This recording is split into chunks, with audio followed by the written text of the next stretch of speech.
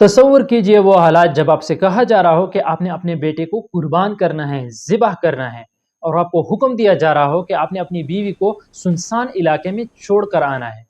اور تصور کیجئے ایسے زمانے کا جہاں پر بت پرستی اپنے عروج کو پہنچ چکی ہو اور ہر طرف زمین کے ہر کونے میں بت پرستی کا اندھیرا وہ پھیل چکا ہو، اور صرف آپ ہی ہو جس کے دل میں یہ سوال اٹھتا ہو کہ آخر یہ پتھر ہمارے خدا کیسے ہو سکتے ہیں۔ یہ داستان ہے ابراہیم علیہ السلام اور حضرت اسماعیل علیہ السلام کی۔ اگر ہم واقعی سیرت النبی صلی اللہ علیہ وآلہ وسلم کو اصل معنوں میں سمجھنا چاہتے ہیں تو ہمیں اس تاریخ کو سمجھنا ہوگا جو ہزاروں سال پہلے اسلام آنے سے پہلے یہ تاریخ شروع ہو چکی تھی، اور یہ اس عظیم سلسلے کی ابتدائی کڑی ہیں جس کے آخر میں ہمارے پیارے نبی صلی اللہ علیہ وآلہ وسلم آتے ہیں۔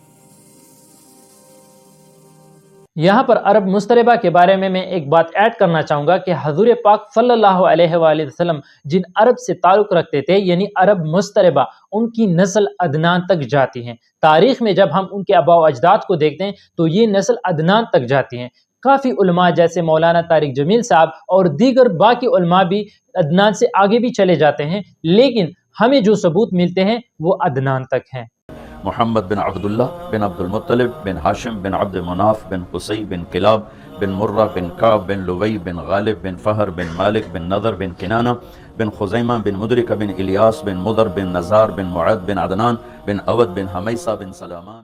عدنان کی اس نسل کو تاریخ میں فہر کے نام سے جانا جاتے ہیں، جن کو آپ اور میں قریش کے نام سے جانتے ہیں۔ تمہیں پتا ہے کہ ہمارے نبی حضرت محمد صلی اللہ علیہ وسلم حضرت اسماعیل علیہ السلام کی نسل سے ہیں۔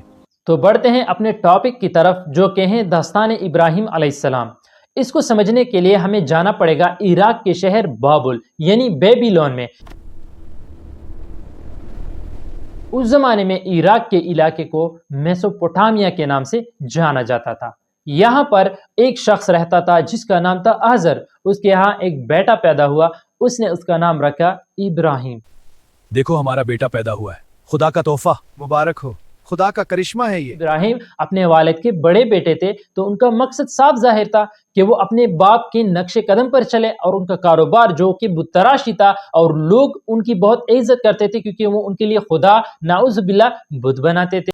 ابراہیم تمہیں ان بتوں کی عبادت کرنی ہے۔ مگر اللہ تعالیٰ نے حضرت ابراہیم علیہ السلام کو بچپن سے ہی قلب السلیم سے نوازا تھا، یعنی ان کا دل اس شرک سے، اس گناہ سے پاک تھا۔ وہ ہمیشہ اپنے والد سے سوال کرتے کہ بابا جان، جو ہم خود تراشتے ہیں یہ ہمارے خدا کیسے ہو سکتے ہیں؟ یہ تو نہ کوئی ہماری بات سن سکتے ہیں، نہ ہمیں کوئی جواب دے سکتے ہیں۔ بابا لیکن یہ تو پتھر ہیں، بول بھی نہیں سکتے۔ اور اس طرح حضرت ابراہیم علیہ السلام بچپن سے ہی بت پرستی سے انکار کرتے رہے۔ ابراہیم علیہ السلام جب جوانی کی عمر کو پہنچے تو اللہ تعالیٰ نے انہیں نبوت سے نوازا اور ان کو یہ حکم دیا کہ اپنے لوگوں کو بت پرستی سے اور اس شرک کے کام سے روکے۔ مگر جب انہوں نے اپنے دوستوں کو، اپنے خاندان والوں کو، اپنے قبیلے والوں کو جب یہ دعوت دی کہ اللہ ایک ہے، ہمیں صرف اس کی عبادت کرنی چاہیے، اس دعوت پر لوگ ان پر اتنا غصہ ہوئے کہ ان کے خلاف قتل کا منصوبہ بنانے لگے، کیونکہ وہ ہمیشہ ان سے کہتے کہ ہم تمہاری خاطر اپنے آباء و اجداد کا دین کیسے چھوڑیں۔ اب ابراہیم کا کیا کیا جائے؟ ان تمام منصوبوں میں ان کے اپنے والد بھی شامل تھے۔ ہاں بتاؤ حضرت، تم کیا کہتے ہو؟ انہوں نے مل کر یہ فیصلہ کیا کہ حضرت ابراہیم علیہ السلام کو آگ میں ڈالا جائے، ابراہیم کو آگ میں ڈال دیا جائے، تاکہ پھر آئندہ کوئی ہمارے دین پر، ہمارے آباء و اجداد کے دین پر کوئی سوال نہ اٹھائے جیسے حضرت ابراہیم علیہ السلام نے اٹھایا۔ دیکھا، یہ ہوتا ہے انجام ہمارے دین پر انگلی اٹھانے کا۔ اب جب حضرت ابراہیم علیہ السلام کو آگ میں پھینکا گیا تو اسی لمحہ اللہ کی طرف سے حضرت جبرائیل علیہ السلام جو اللہ تعالیٰ کے پیغام رساں فرشتے تھے وہ آپ کی خدمت میں حاضر ہوئے، ان سے عرض کرنے لگے کہ کیا آپ کو کوئی مدد چاہیے؟ اب ہونا تو یہ چاہیے تھا کہ بنا کہے ہی اللہ تعالیٰ ان کی مدد فرماتے، لیکن چونکہ وہ اللہ تعالیٰ کے ابراہیم خلیل اللہ تھے، ان کا توکل دیکھیے، وہ جواب میں فرماتے ہیں کہ کیا وہ دیکھتا نہیں کہ میں کس حال میں ہوں؟ اب یہ کلام تو صرف نبی ہی کر سکتے ہیں، آپ اور میں نہیں کر سکتے۔ آگ میں ڈالے جانے کے بعد کفار لوگ بڑی خوشیاں منا رہے تھے، وہ جھوم رہے تھے کہ ہم نے حضرت ابراہیم علیہ السلام اور اس کی دعوت سے چھٹکارا پا لیا، لیکن دیکھیں آگ سے صحیح سلامت باہر آنے کے بعد جب تمام لوگوں نے اپنی آنکھوں سے اس چیز کا مشاہدہ کیا کہ وہ بالکل ٹھیک ہیں، انہیں کچھ بھی نہیں ہوا، آگ انہیں چھو تک نہیں سکی۔ ارے آگ نے تو ابراہیم کو چھوا تک نہیں۔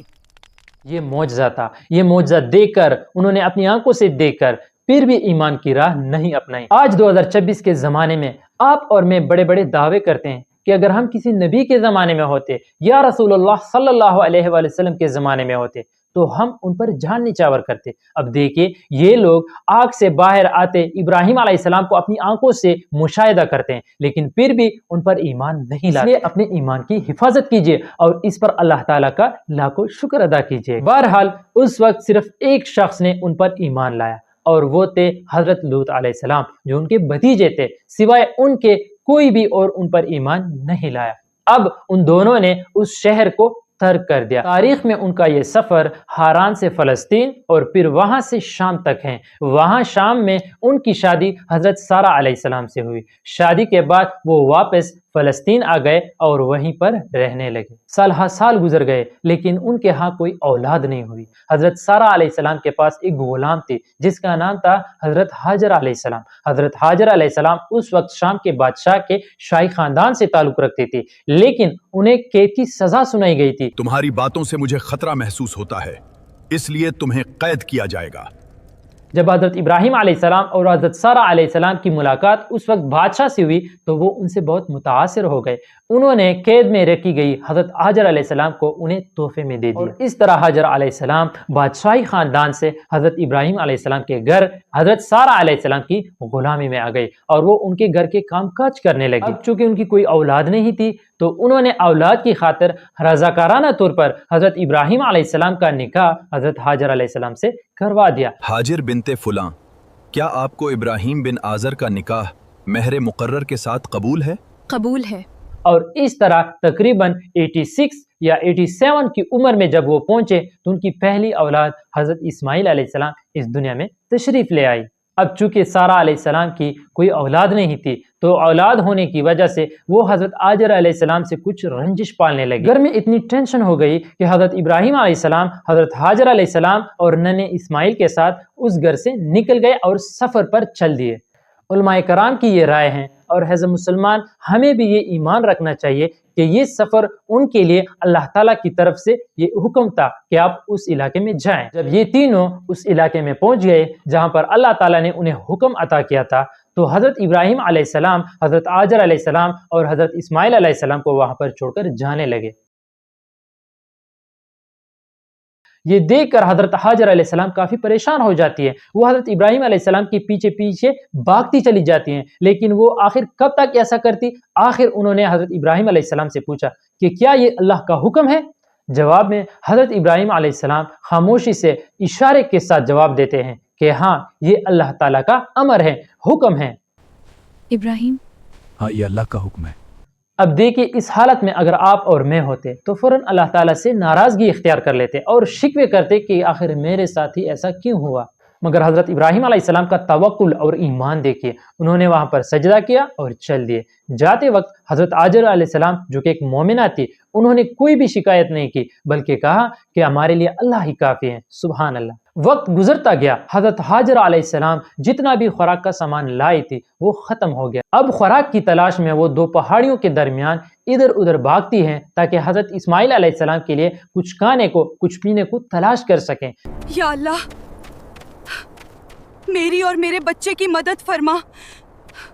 ان دو پہاڑیوں کو صفا اور مروہ کہتے ہیں۔